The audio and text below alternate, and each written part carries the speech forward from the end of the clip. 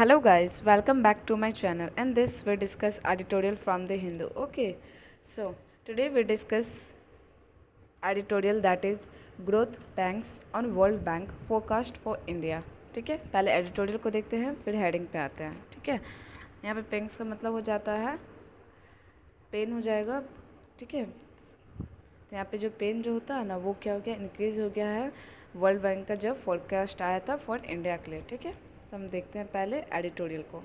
Some headline indicator may be shining but the recovery is still ragged and vulnerable.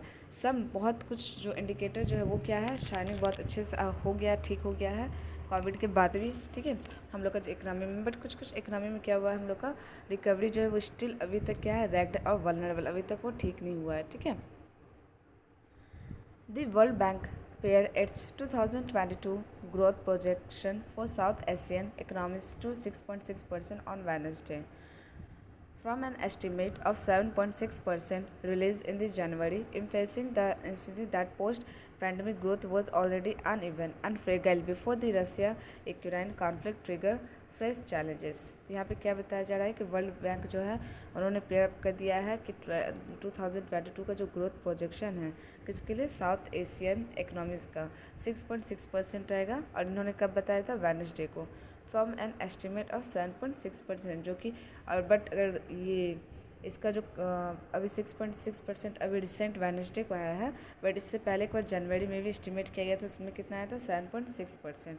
उसके compare में क्या हो गया है 6.6% अभी रिसेंट आया है. ठीक है, इकोनॉमिक्स एम्पेसिस दैट पोस्ट पैंडमिक जो है, और क्या बताया गया कि पोस्ट पैंडमिक जो है वो अनएबल एंड फ्रेगाइल कर दिया है इकोनॉमी को, और साथ ही साथ रशिया और यूक्रेन का जो कॉन्फ्लिक्ट वो भी क्या कर दिया, ट्रिगर कर दिया इस चैलेंज को. ठीक है, चैलेंज से जस्ट निकल ही रहा था कोविड के चैलेंज से, और फिर क्या हो गया, यूक्रेन और रशिया का वार आ गया, तो फिर से ये वार क्या कर दिया, ट्रिगर कर दिया एक फ्रेश चैलेंज को. The ripple effect of high oil and food prices that prevail even before the war and were exacerbated since Feb 24 are key factors worrying the bank as people's real income take a hit. क्या बताया जा रहा है कि जो बहुत ज़्यादा effect आया है किसमें, ऑयल और कुछ कुछ फूड्स में, उनके प्राइसेस में. ठीक है, बहुत ज़्यादा इफेक्ट आया है क्योंकि यूक्रेन और रशिया के वार की वजह से, जो कि प्रिवेल करता है कि इवन बिफोर द वार से पहले वो प्रिवेल कर रहा था एंड वेर एक्सकवेटेड सिंस 24 फरवरी तक एक्सकवेटेड कर रहा था कि हाँ यहाँ तक क्या हो जाए, प्राइसेस सही रहे. एंड की फैक्टर्स जो है वो वरिंग कर रहा था बैंक को कि क्या होगा, रियल इनकम जो है वो हिट करेगा इंडिया में. इंडिया जीडीपी जो है, इंडिया का GDP, the bank reckons, bank का क्या रेकॉन्स है, इंडिया के GDP,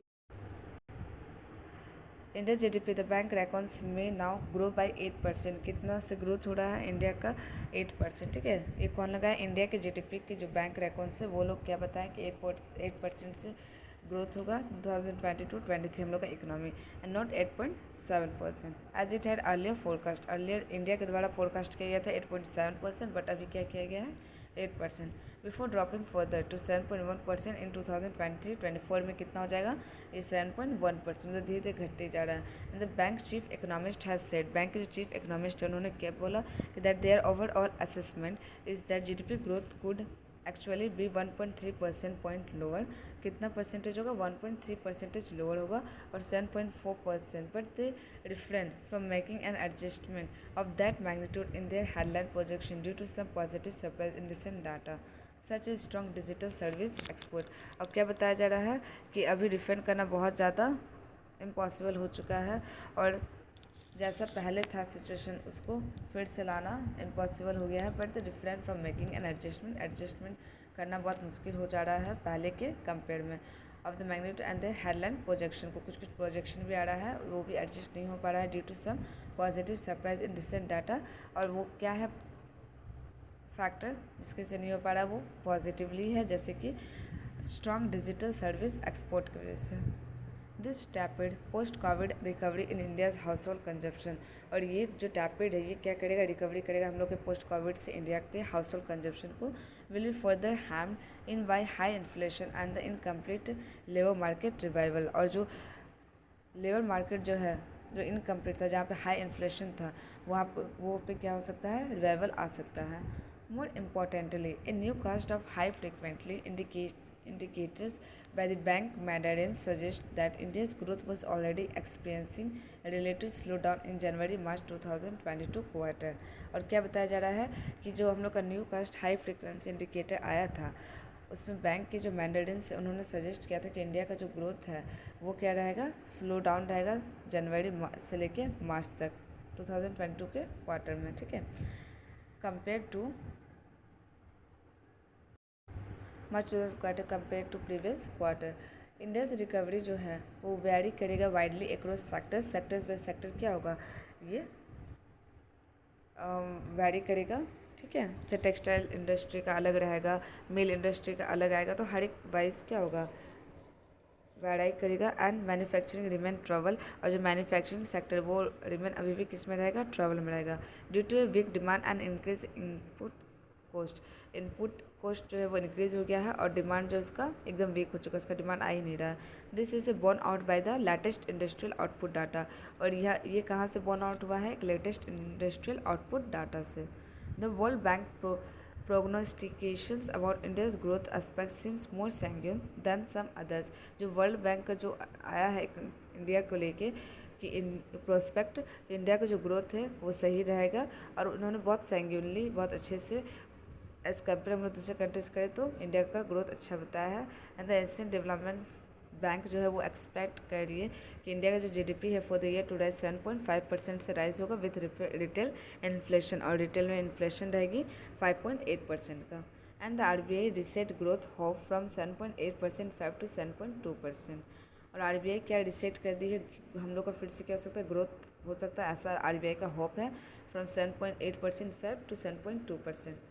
while raising its inflation, महंगाई इतना दिन पे दिन बढ़ते गया कि projection for the year more sharply from 4.5% 5.7%। Economics expect inflation to trend much higher, economics जो है वो एक्सपेक्ट करे जो महंगाई जो है वो ट्रेंड में रहने वाला है, और ट्रेंड से भी ज़्यादा रहने वाला है, इवन अबाउट 7% से भी ऊपर होने वाला है in the first half of the year, and well over comfort threshold of 6% over the full year. अब फुल ईयर में कितना कम्फर्ट थ्रेशोल्ड में आ जाएगा, 6% में। मॉनेटरी एंड फिजिकल पॉलिसी जो हम लोग इंडिया का है, address mandarins need to address inflation more aggressive, ठीक है। अब मैंडेरिन्स जो है उनको ज़रूरत था कि जो इन्फ्लेशन जो है उनको एड्रेस करें more aggressively, lest it derails the recovery which a bank has wanted, और बैंक जैसा वांट चाहता है कि रिकवरी हो, कुड रिन्यू प्रेशर, वो फिर से इस वजह से क्या कर रहा है, प्रेशर रिन्यू कर रहा है ऑन इम्प्रूविंग बैंक, कि बैंक को इम्प्रूव किया जाए और कॉर्पोरेट बैलेंस शीट को भी इम्प्रूव किया जाए। There is a need to rethink growth engines as well as the pursuit of the free trade agreement indicate of fresh stress।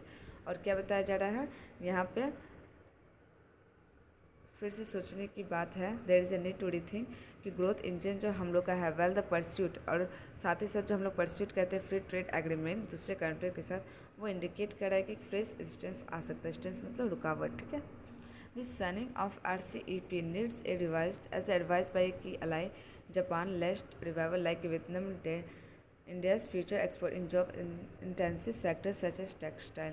और यहाँ पे क्या बताया गया है कि साइनिंग जो है ऑफ RCEP उसका ज़रूरत है, नीड है कि वो रिवाइज्ड हो एज एडवाइस, और किसके द्वारा एडवाइस दिया गया ये चीज़, जापान के द्वारा।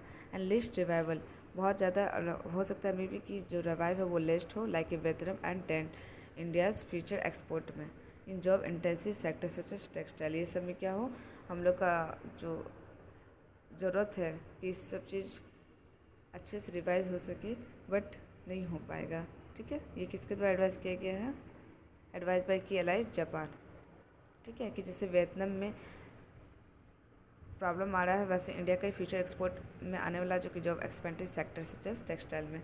The farm sector that has so far, जो फार्म सेक्टर है that has so far been resilient through the pandemic worst phase and could now gain due to high global food prices needs careful handling to.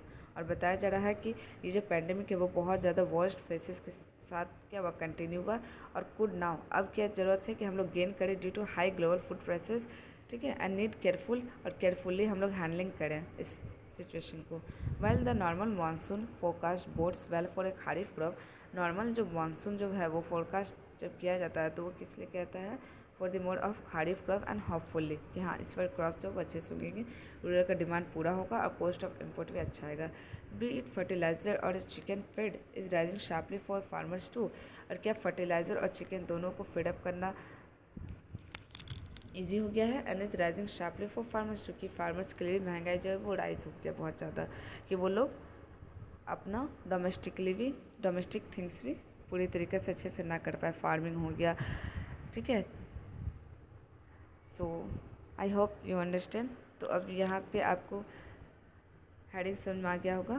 बताया जा रहा है कि growth जो है वो रुक गया है on a world bank focus for India, ठीक है, रुका नहीं है, एटलीस्ट ये अभी सोरो तरफ चला गया है। तो अगर इसको सही से हैंडल किया जाए तो क्या हो सकता है, ग्रोथ जो रेट है वो सही हो सकता है इंडिया का इकोनॉमी का, ठीक है। तो इसमें बताया गया कि वर्ल्ड बैंक का जो फोरकास्ट आया था फॉर इंडिया के लिए वो क्या था, हम लोग आज इस एडिटोरियल में देख लिए।